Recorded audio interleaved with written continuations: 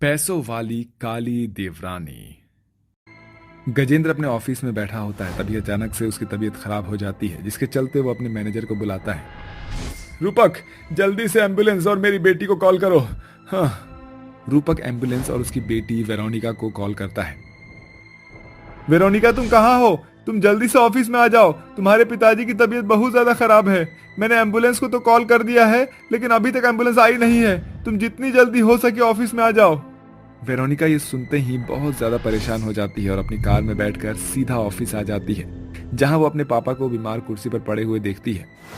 Dad, आपको कुछ नहीं होगा, बस थोड़ी सी शांति रखिए। वेरोनिका एम्बुलेंस में लिटाकर अपने पिताजी को अस्पताल ले जाती है, जहां डॉक्टर उनका चेकअप करने के बाद वेरोनिका के पास आकर कहते हैं, वेरोनिका।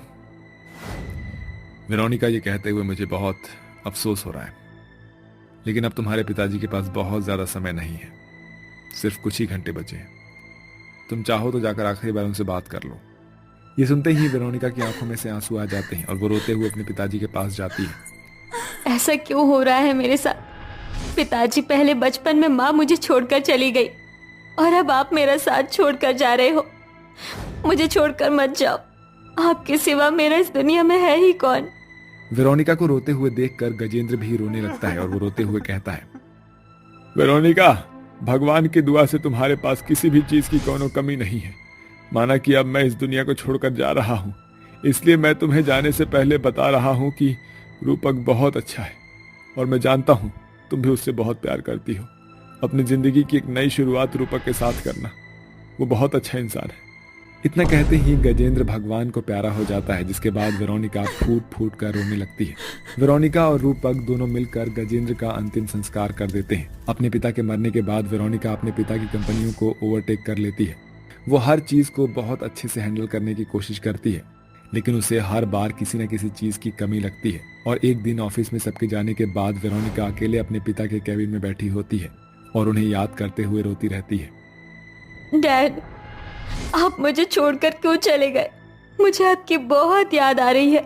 एक परिवार की मुझे बहुत कमी महसूस होती है। उसी दिन रूपक भी लेट से जाता है और वो वेरोनिका को अपने बॉस गजेंद्र के कैबिन में बैठकर रोते हुए देख लेता है। वो टिश्यू पेपर लाकर वेरोनिका को देते हुए कहता है, चुप हो जा वेरोनिका, मैं तुम्हारे साथ हूं और हमेशा रहूंगा। रूपक को देखकर वेरोनिका अपने मन में सोचती है, पिताजी ने बिल्कुल सही कहा था, रूपक जी बहुत अच्छे हैं, लेकिन मैं बहुत ज्यादा काली हूँ। पता नहीं उन्हें मैं पसंद आऊंगी या नहीं, लेकिन आज मुझे अपने दिल की बात कह देनी चाहिए। क्या हुआ, क्या सोच रही हो? चलो मैं तुम्हें तुम्हारे घर छोड़ देता हूँ।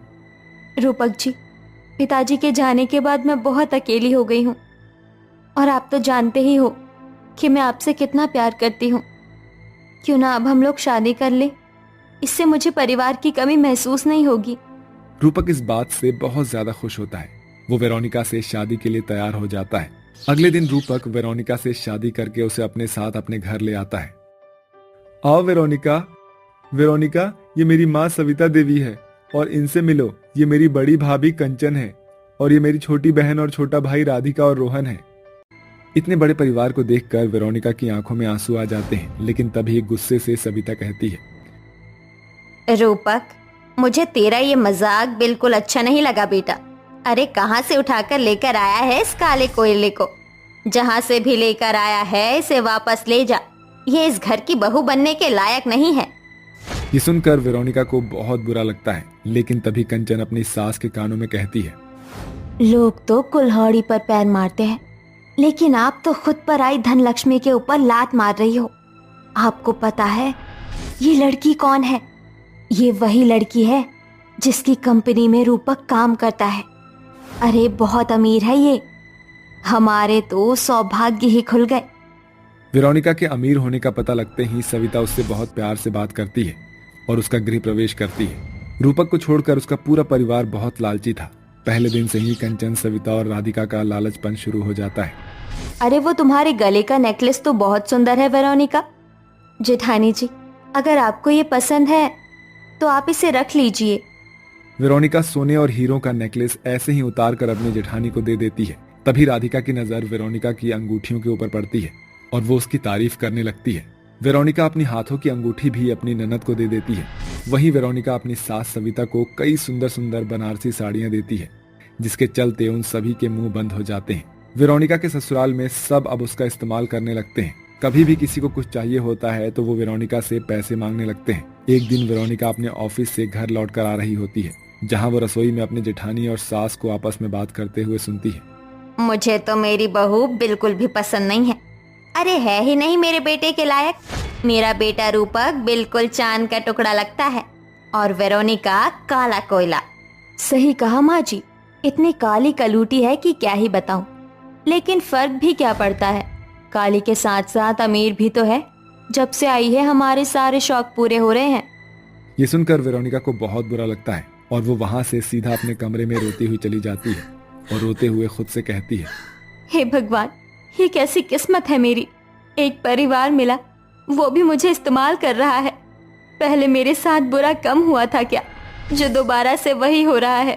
जब मेरी जिंदगी में मेरी माँ नहीं थी तो मेरे रिश्तेदार मेरा इस्तेमाल करते थे। जो दोस्त बने वो सिर्फ मेरी अमीरी को देखकर मेरे साथ रहे।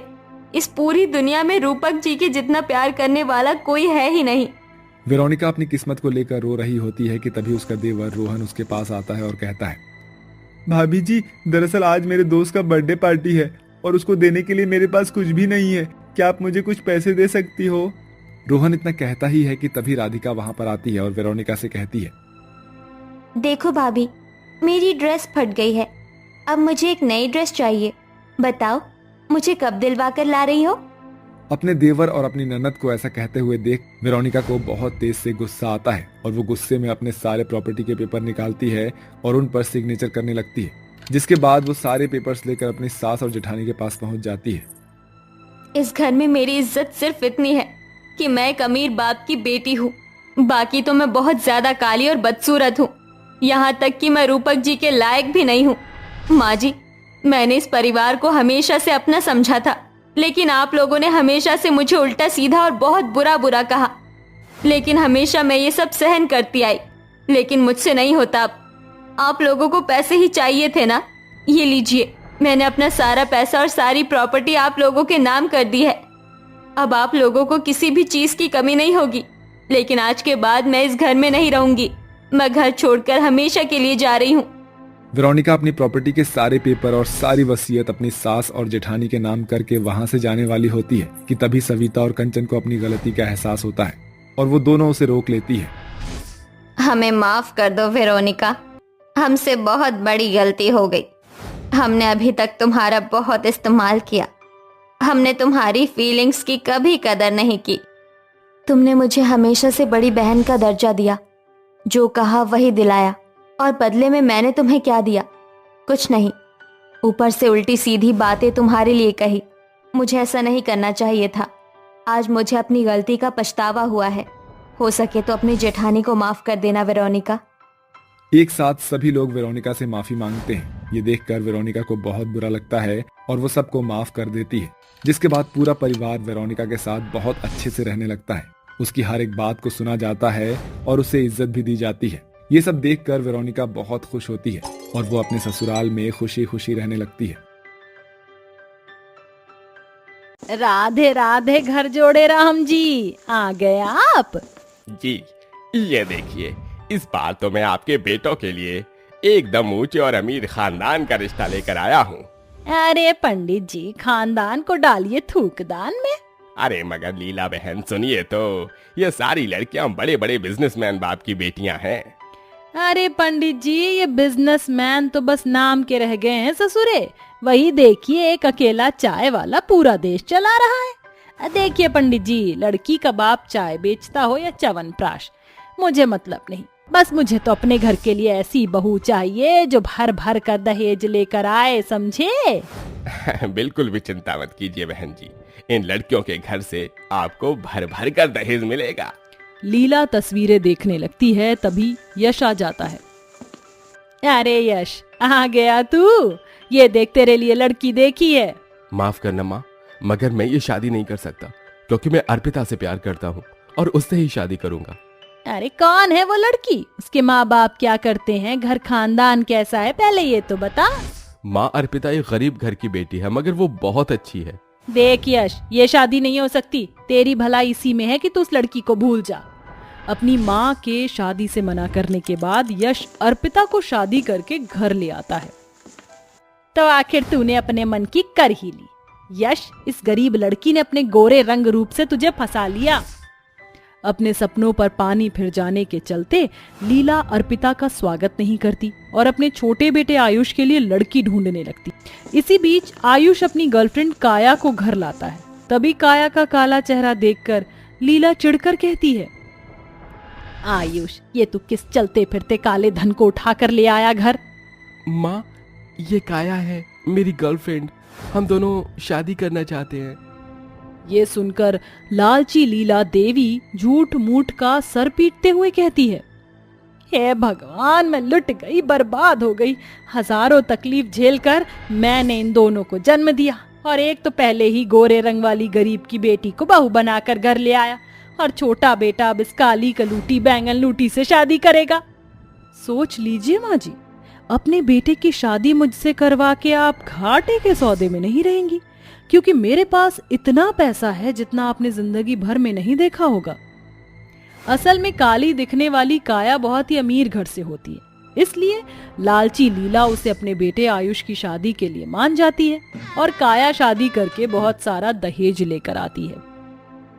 वैसे तो शक्ल इसके फटे दूध की फफूंदी जैसी है, मगर माल पानी तो भर के लाई है मेरी काली बहू। ढेर सारा दहेज लाने के चलते ही काली होते हुए भी काया अपनी सास की चहेती बन जाती है। तभी लीला अपनी गोरी गरीब बहू को उसकी काली देवरानी के सामने नीचा दिखाती है। आओ आओ मेरी प्यारी बहू रानी, इस घर में तुम्हारा स्वागत है। अरे ओ मेरी गोरी गरीब बहू, सुन, जैसे जैसे मेरी काया बहू अपने कदम रखेगी वैसे वैसे तू उसके पैरों के नीचे गुलाब के फूल बिछाएगी, समझी? जी माँ जी। अर्पिता के साथ ऐसा फर्क होता देखकर यश को बहुत बुरा लगता है। अर्पिता, तुम्हें ये सब करने की कोई जरूरत नहीं। कोई बात नहीं यश जी, मुझे देवरानी जी का स्वागत करने दीजिए। अर्पिता गुलाब के फूल जमीन पर सजाती जाती, तभी काया अपनी सैंडल से जानबूझकर उसका हाथ दबा देती है। आह माँ, मेरा हाथ! उप्स, क्या हुआ जेठानी जी, लग गई क्या? आई एम सो सॉरी, गलती से हो गया। काया बहू, तुझे अपनी गरीब जेठानी से माफी मांगने की जरूरत नहीं है। आयुष, काया बहू को कमरे में ले जा, थक गई होगी। और तू मेरी गरीब बहू, ये सारा घर साफ कर। जी माँ जी।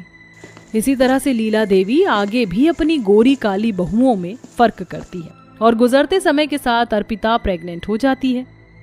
माँ जी, मुझे अपना आशीर्वाद दीजिए, मैं माँ बनने वाली हूँ।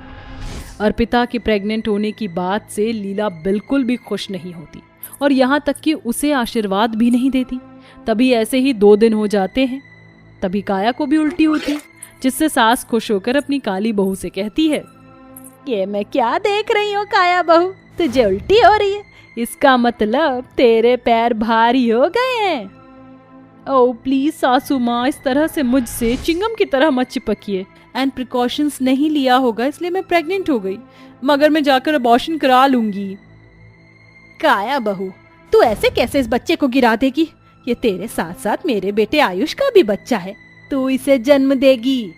अपनी सास की बात से चिढ़कर काया घमंड में कहती है, ओह गॉड सासू माँ, आप तो मेरे गले ही पड़ गई। ये बच्चा मेरे अंदर पल रहा है, तो ये मैं डिसाइड करूंगी कि इस बच्चे का क्या करना है क्या नहीं। तभी आयुष काया से कहता है, काया, मैं डैडी बनना चाहता हूँ। अगर तुम मुझसे प्यार करती हो तो इसे जन्म दोगी। Okay fine Ayush. ऐसे ही दिन बीतते हैं, जहाँ एक तरफ गरीब अर्पिता पूजा आरती करती और घर की जिम्मेदारी संभालती, वहीं प्रेग्नेंट होकर भी लीला की काली बहू लेट नाइट किटी पार्टी और पब जाती। इस तरह से 4 से 5 महीने हो जाते हैं। सासू माँ, मुझे 50,000 रुपए चाहिए, मुझे पार्टी करने जाना है। हाँ हाँ क्यों नहीं मेरी प्यारी बहू, मेरा सब कुछ तेरा ही तो है, ये ले 50,000 रुपए। अपनी काली देवरानी को पैसे देता देखकर अर्पिता अपनी सास के पास आके हिचकिचाती हुई कहती है, माँ जी, मुझे भी 100-200 रुपए दे दीजिए ना। मेरा ना बहुत दिनों से अचारी मठरी खाने का और पनीर भुर्जी खाने का मन है। क्यों नहीं मेरी गरीब बहू, तू कह दे तो मैं तेरे लिए पनीर ही क्यों रबड़ी जलेबी भी मंगा देती हूँ। एक पैसे की औकात नहीं, बड़ी आई पनीर भुर्जी खाने, चल जा यहाँ से। अपने साथ ऐसा भेदभाव होता देखकर अर्पिता से रहा नहीं जाता और वो रोते हुए कहती है, माँ जी, देवरानी जी को अभी अभी आपने 50,000 रुपए दे दिए, पर मेरे लिए आपके पास 100 रुपए भी नहीं। तू मेरी काया बहू की बराबरी मत कर, मेरी काया बहू मेरी चहेती है, इसलिए तुझे चिढ़ हो रही है, जा यहाँ से। इसी फर्क को झेलते हुए दोनों को 7 से 8 महीने हो जाते हैं। तभी एक दिन लीला को अपने शरीर में बहुत ही खुजली होती है और उसे पूरे शरीर पर लाल दाने निकल आते हैं। तभी डॉक्टर घर आता है। डॉक्टर साहब, माँ जी को क्या हुआ है? इन्हें स्किन रैशेस हुआ है और आप दोनों ही प्रेग्नेंट हैं, इसलिए जो भी इनकी देखभाल करे वो ये ग्लव्स इस्तेमाल करना। हाँ, मैं चलता हूँ। डॉक्टर के जाने के बाद लीला अपनी चहेती काली बहू को बुलाती है। काया बहू, मेरे पास आकर बैठ। तू मेरे पास आकर बैठेगी तो मैं खुद ब खुद ठीक हो जाऊंगी। माफ करना मम्मी जी, मगर मुझे अपनी और अपने बच्चे की जान प्यारी है, और वैसे भी आपका पूरा शरीर दानों से भर गया, मुझे तो घिन आ रही है। तू तो बड़ी मक्कार निकली काया बहू, मैंने तुझे अपनी चहेती माना, तेरे काले रंग के बाद भी खुशी से तुझे अपनाया, और तू ऐसा कर रही है। आपको जो सोचना है सोचिए, मैं अपने डैडी के घर जा रही हूँ, आयुष भी मेरे साथ जाएगा। मेरा बेटा तेरे साथ नहीं जाएगा। माँ जी, लगता है आप भूल रही हैं, मैंने आपके बेटे को दहेज देकर खरीदा है। इस तरह से सास की चहेती काली बहू मुसीबत में उसे छोड़कर चली जाती है और लीला बहुत रोती है। तभी अर्पिता उसके आंसू पोंछती है। भगवान के लिए मत रोइए माँ जी, मैं हूं ना आपके लिए। अर्पिता डॉक्टर की कही बात की परवाह ना करते हुए अपनी सास की दिन रात सेवा पानी करती है, जिसके बाद लीला ठीक हो जाती है। अर्पिता बहू, अब मेरी आंखें खुल गई हैं, अपनी सास को माफ कर दे बहू, मैंने तेरे साथ बहुत ही गलत किया। कोयले को हीरा समझने की गलती की और अपनी लक्ष्मी जैसी बहू के साथ इतना अन्याय किया। ये क्या कह रही हैं आप माँ जी? बड़ों का हाथ छोटों को आशीर्वाद देने के लिए होता है, माफी मांगने के लिए नहीं। आखिर में लीला को अपनी गरीब बहू की कदर समझ में आ जाती है और वो उसे दिल से अपना लेती है। मैं जानती हूँ माँ जी कि आपके अंदर ही अंदर देवरानी जी और देवर जी के घर छोड़कर चले जाने की कमी खल रही है, लेकिन मैं अपने इस परिवार को बिखरने नहीं दूंगी, मैं उन्हें लेकर आऊंगी। इसके बाद अर्पिता अपनी देवरानी और देवर को समझाकर उन्हें वापस ले आती है और एक अच्छी बहू की तरह अपने ससुराल को टूटने से बचा लेती है।